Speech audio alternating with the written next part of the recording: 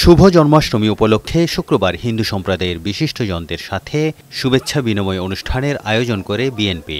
রাজধানীর গুলশানে বিএনপি চেয়ারপারসনের রাজনৈতিক কার্যালয়ে আয়োজিত অনুষ্ঠানে দলের সিনিয়র নেতারা উপস্থিত ছিলেন।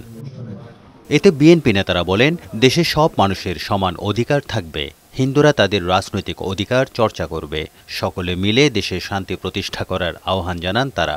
জনগণের অধিকার আদায়ের সংগ্রাম কিন্তু শেষ হয়নি।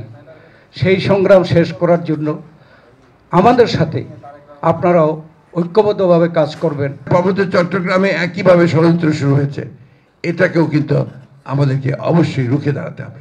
আমরা ভবিষ্যতে যেন সত্যিকার অর্থেই একটা সেই রেইনবো নেশন বাংলাদেশকে যেন আমরা নির্মাণ করতে পারি। আমাদের দেশনায়ক জনাব তারেক রহমানের নেতৃত্বে সেই লক্ষ্যে আমরা এগিয়ে যাই।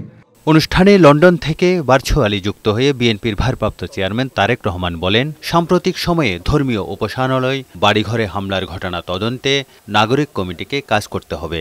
দুই একটি ঘটনা ছাড়া বেশিরভাগই অসৎ রাজনৈতিক কারণে হয়েছে বলে মন্তব্য করেন তিনি। হাতে গোনা দু একটা ব্যতিক্রম ছাড়া বাংলাদেশে সংখ্যালঘু কেন্দ্রিক অধিকাংশ হামলার ঘটনা কিন্তু ধর্মীয় কারণে হয়নি।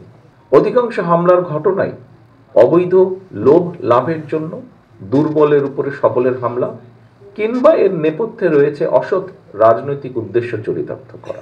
ধর্মীয় সংখ্যালঘু হওয়ায় নিজেদের দুর্বল ভাবার কোনো কারণ নেই মন্তব্য করে তারেক রহমান বলেন, রাষ্ট্রে আইনের শাসন না থাকলে কেউ সুরক্ষিত নয়। ফ্যাসিবাদের কারণেই দেশে আইনের শাসন ছিল না। সংখ্যালঘু কিংবা সংখ্যাগুরু এসব নিয়ে চিন্তার কোনো কারণ নেই।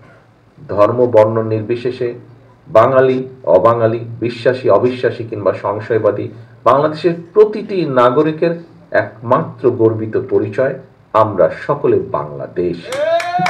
এই বাংলাদেশ আপনার, আমার, আমাদের সবার। বাংলাদেশের প্রতিটি নাগরিক সকল ক্ষেত্রে সমান অধিকার ভোগ করবে। এটাই বিএনপির নীতি, এটাই বিএনপির রাজনীতি। গণতন্ত্র এখনও বিপদমুক্ত নয় জানিয়ে সবাইকে সতর্ক থাকার আহ্বান জানান তারেক রহমান। তারেক শিকদার, বৈশাখী সংবাদ, ঢাকা।